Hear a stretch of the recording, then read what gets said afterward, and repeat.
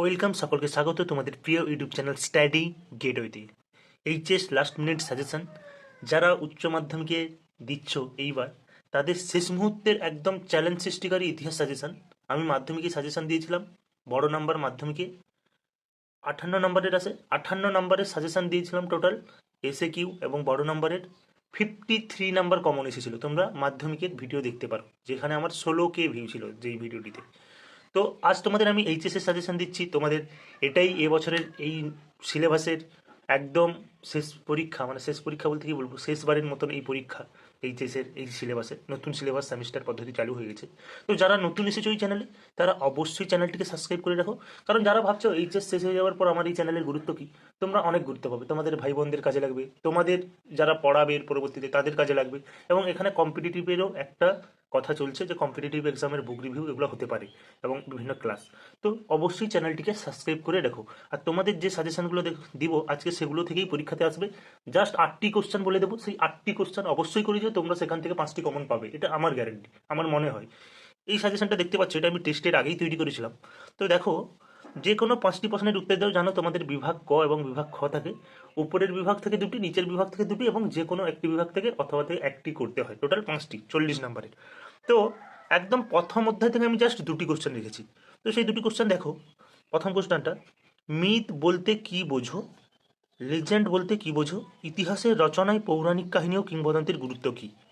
এই পৌরাণিক কাহিনী মানে মিথ, আর লেজেন্ড, এই লেজেন্ডটা হলো কিংবদন্তি, মানে লেজেন্ডটা ইংলিশে আর কিংবদন্তিটা বাংলায়। তো তোমরা কনফিউজ হয়ে যাবে না যখন মিথ কিংবা লেজেন্ড এরকম থাকবে, বুঝে নেবে যে পৌরাণিক কাহিনী ও কিংবদন্তির কথা জিজ্ঞেস হচ্ছে। তোমরা তখন এই কোশ্চেনটা, অবশ্যই এই কোশ্চেনটা, এই টপিকটা তোমরা পড়ে যাও।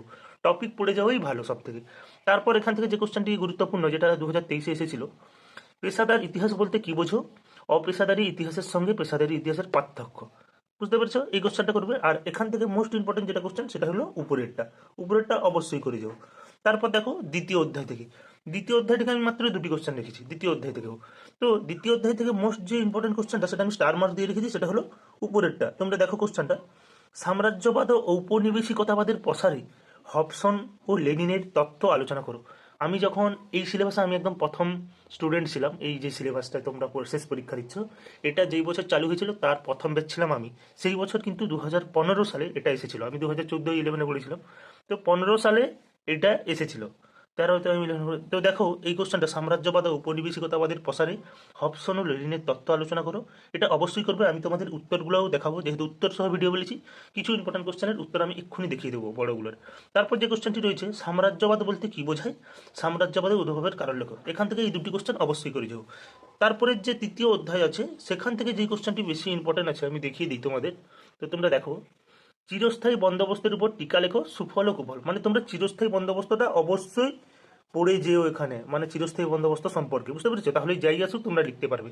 তারপরে যে যে কোশ্চেনটি রেখেছি, ভারতে কে কবে রেলপথ স্থাপন করেন, তোমরা জানো, লর্ড ডালহৌসি।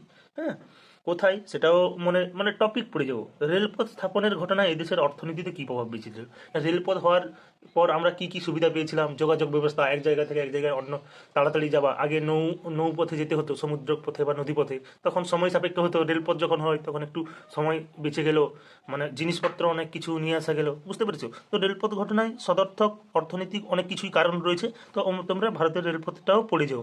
এছাড়াও চিরস্থায়ী বন্দোবস্ত এবং ভারতীয় রেলপথ স্থাপনের ঘটনায় দেশের অর্থনীতি কী প্রভাব পড়েছিল, এই 2টি কোশ্চেন বাদে এখান থেকে অবশ্যই একবার হলেও অবশিল্পায়ন, বক্সারের যুদ্ধটা দেখে যেও। এই অধ্যায় থেকে অনেকই ধরনের কোশ্চেন হয়ে থাকে, তো অ্যাভয়েডও করতে পারো।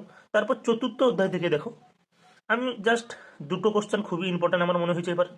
চীনের চৌঠা মে আন্দোলনের পটভূমি, কারণ, প্রভাব, গুরুত্ব। আমি কারণ, প্রভাব, গুরুত্ব লিখে রাখার কারণ, এইভাবে এলেও তোমরা লিখবে চীনের চৌঠা মে আন্দোলনটা মূল কথা এটাই পড়ে যেও তার সম্পর্কে, বুঝতে পেরেছো? এরপর তোমার এখান থেকে যে আর একটি কোশ্চেন যেটা ইম্পর্টেন্ট, সেটা হলো আলিগড় আন্দোলনে স্যার সৈয়দ আহমদ খানের ভূমিকা, বুঝতে পেরেছো? এটা পড়ে যায়। এবং এছাড়াও এক্সট্রা এখান থেকে ব্রিটিশ শাসনকালে আদিবাসী ও দলিত সম্প্রদায়ের ভূমিকা, এটা বলে যাও। চীনের চৌঠা মেয়েটা আর আলিগড়টা অবশ্যই করে যাও। এরপর তোমাদের আমি পঞ্চম অধ্যায় থেকে যে কোশ্চেনগুলি দেখাবো, সেটা দেখো। প্রথমেই যে কোশ্চেনটি, সেটা মোস্ট ইম্পর্টেন্ট কোশ্চেন এই বছরের জন্য পঞ্চম অধ্যায় থেকে, সেটা হলো মন্টেগু চেমসফোর্ড সংস্কার আইনের সমালোচনামূলক আলোচনা। এই কোশ্চেনটা 2015-তে এসেছিল, আমি যখন পরীক্ষাতে দিয়েছিলাম। হ্যাঁ, তো এটা আমি খুব ভালো করে লিখতে পারিনি তখন, বলে দিলাম। তো তো মন্টেগু চেমসফোর্ড সংস্কার আইনের সমালোচনামূলক আলোচনা। এখানে তোমরা একটা জিনিস খেয়াল করবে যে মন্টেগু চেমসফোর্ড আইন, জালিয়ানওয়ালা হত্যাকাণ্ড এবং এই যে এক্সট্রাতে মরলে মিন্টো, এই তিনটা পর পর আছে, এই তিনটার ঘটনা মানে বইয়েতে, টেক্সট বুকেতে। তো এই তিনটের যে কোনো একটি প্রতিবারই পরীক্ষায় আছে। তো আমার মনে হয়েছে এবার মন্টেগু চেমসফোর্ড সংস্কার আইন, জালিয়ানওয়ালাবাগ হত্যাকাণ্ড, এই দুটি খুবই ইম্পর্টেন্ট কোশ্চেন, তোমরা অবশ্যই এই দুটি পড়ে যাও। এবং এখান থেকে আর একটা যে কোশ্চেনটি এবছর ইম্পর্টেন্ট, মানে টেক্সট পরীক্ষাতে বিভিন্ন জায়গায় এসেছিল, সেটা হলো রাওলাট আইনের উদ্দেশ্য গান্ধীজি, মানে রাওলাট আইনের উদ্দেশ্য গান্ধীজি কেন এই রাওলাট আইনের বিরোধিতা করেছিল, এবং এক্সট্রা হিসেবে 1919 মডেল। সবচেয়ে গুরুত্বপূর্ণ মন্টেগু চেমসফোর্ড এবং জালিয়ানওয়ালাবাগের হত্যাকাণ্ড, যেখানে এই ঘটনার প্রতিবাদে কে নাইট উপাধি ত্যাগ করেছিল, না রবীন্দ্রনাথ ঠাকুর। তারপরে 6 অধ্যায় থেকে আমি জাস্ট একটি কোশ্চেন রেখেছি, তোমরা এখান থেকে বেশি কোশ্চেন পড়ারই দরকার নেই, আমি বলছি পড়ার দরকার নেই, কোনো অপশনালেরই তোমরা অথবাতে অন্যান্য অধ্যায় থেকে কোশ্চেন কমন পেয়ে যাবে। তো এই অধ্যায়টা অ্যাভয়েড করতে পারো, শুধু একটি কোশ্চেন এই অধ্যায় থেকে অবশ্যই পড়ে যাও, যেটা বিভিন্ন টেক্সট পরীক্ষায় এসেছে বিভিন্ন স্কুলে, সেটা হলো ভারতের স্বাধীনতা সংগ্রামে সুভাষচন্দ্র বসুর অবদান। এটা 2023-এও এসেছিল এইচএসে, ভারতের স্বাধীনতা সংগ্রামে সুভাষচন্দ্র বসুর অবদান। অবশ্যই 6 অধ্যায় থেকেই একটি কোশ্চেন করবে। এবং 7 অধ্যায় থেকে আমি জাস্ট দুটি কোশ্চেন রেখেছি, সেটা দেখো, জোট নিরপেক্ষ নীতি কি ছিল, এই নীতির উদ্দেশ্য। 2 নম্বরে লিখেছি ঠান্ডা লড়াই বলতে কি বোঝো, ঠান্ডা লড়াইয়ের তাত্ত্বিক ব্যাখ্যা। এই দুটি কোশ্চেনই ভিভিআই 6 অধ্যায় থেকে অবশ্যই দেখে যেও। তোমাদের জানো সব মানে বিভাগ ক থেকেই সব লিখতে পারবে না, বিভাগ খ থেকেও সব লিখতে পারবে না, দুটি বিভাগ থেকেই দুটি দুটি করে কোশ্চেন লিখতে হবে, 4টি, এবং অথবা যে কোনো একটি অধ্যায় থেকে একটি কোশ্চেন লিখতে পারবে, যে কোনো একটি মানে বিভাগ থেকে। টোটাল 5টি কোশ্চেন লিখলে 8 নাম্বার করে তোমাদের 40 নাম্বার। এবং তোমাদের 8 অধ্যায় থেকে আমি যে কোশ্চেনটি রেখেছি এবছরের জন্য খুবই ইম্পর্টেন্ট কোশ্চেন, মানে এই পরিস্থিতিতে, বাংলাদেশের পরিস্থিতি তোমরা অনেকেই জানো, নিউজে খবরে দেখেছো, তো এই মুহূর্তে এটা দিতেও পারে এবং মোস্টলি ভাবে এটা খুবই দিতে পারে। সেটা হলো বাংলাদেশের মুক্তিযুদ্ধের উত্থানে ভারত ও শেখ মুজিবুর রহমানের ভূমিকা। তোমাকে এখানে দিয়ে দিল বাংলাদেশের মুক্তিযুদ্ধের উত্থানে জাতির পিতার ভূমিকা দেখো। জাতির পিতা মানে কি, শেখ মুজিবুর রহমান হলো বাংলাদেশের জাতির পিতা। তো এটা ভারত ও শেখ মুজিবুর রহমানের, এটাও খুবই ইম্পর্টেন্ট। 8 অধ্যায় থেকেও আমি একটা দিয়েছি, এবং 7 অধ্যায় থেকে আমি বলে দিই আর দুটি কোশ্চেনের মধ্যে একটি খুবই ইম্পর্টেন্ট, সেটা হলো সুয়েজ সংকটের কারণ ও ফলাফল। এটা 23-এ এসেছিল তোমাদের, এটা অবশ্যই করে যাও। আর টুমান নীতি, বুঝতে পেরেছো? এই গেল তোমাদের লং বড় কোশ্চেনের সাজেশন, আমি বলে দিলাম। তাহলে কটি ইম্পর্টেন্ট, সব থেকে মোস্টলি বাংলাদেশের মুক্তিযুদ্ধ উত্থানে ভারত ও শেখ মুজিবুর রহমান, জোট নিরপেক্ষ নীতি 2টি, এখান থেকে মন্টেগু চেমসফোর্ড সংস্কার আইনের সমালোচনামূলক আলোচনা 3টি, হ্যাঁ 3টি। এদিক থেকে তোমাদের মিথ বলতে কি বোঝো এবং লেজেন্ড বলতে কি বোঝো 5টি, সাম্রাজ্যবাদ ঔপনিবেশিকতা প্রসারে হবসন লেনিন 6টি, চিরস্থায়ী বন্দোবস্তের উপর টিকা লেখো 7টি, চীনের চৌঠামে আন্দোলনের এই যে পটভূমি ও কারণ গুরুত্ব এটা লেখো। টোটাল 8টি, 8টির মধ্যে তোমরা এই 8টি অবশ্যই করে যাও, আর বাকি যেগুলো বললো সেগুলোও দেখে যাও, তোমরা সবগুলোই কমন পাবে, এটা আমার বিশ্বাস। এবং তোমাদের এখন যেটা কথা, তোমাদের কয়েকটার উত্তর আমি দিয়ে দিই, সেটা হলো যেটা দেওয়া উচিত আমার, এই যে সাম্রাজ্যবাদ ও হবসন লেনিনের যে উত্তরটা আমি তোমাদের দেখিয়ে দিই, এখানে আমার সুন্দর করে লেখা আছে, তোমরা স্ক্রিনশট করে অবশ্যই, আমি একটু বলে দিচ্ছি, তোমরা এই যে হবসন লেনিন তত্ত্বের ব্যাখ্যা সূচনা দিলে আধুনিক বিশ্বের সাম্রাজ্যের দেশগুলি অর্থনৈতিক দিক থেকে অনগ্রসর, বিভিন্ন দেশের অর্থনৈতিক, তোমাদের এটা দেখে নাও, স্ক্রিনশট আমি দিয়ে দিলাম। তারপর দেখো হবসনের ব্যাখ্যা দেওয়া আছে। হবসন একজন ব্রিটিশ অর্থনীতিবিদ, তার লেখা সাম্রাজ্যবাদ একটি শ্রমিক্ষা, ইম্পেরিয়ালিজম এ স্টাডি গ্রন্থে ব্যাখ্যা দিয়েছেন। কটি পয়েন্ট দিয়েছি এখানে, 4টি। উদ্বুদ্ধ পুঁজির সৃষ্টি, ক্ষয়ে দিয়েছি পুঁজিপতিদের চাপ, গয়ে দিয়েছি অর্থনৈতিক শোষণ, এবং শেষে দিয়েছি ঔপনিবেশিকতাবাদের অবসানের উপায়। অপশন শেষে গেলো।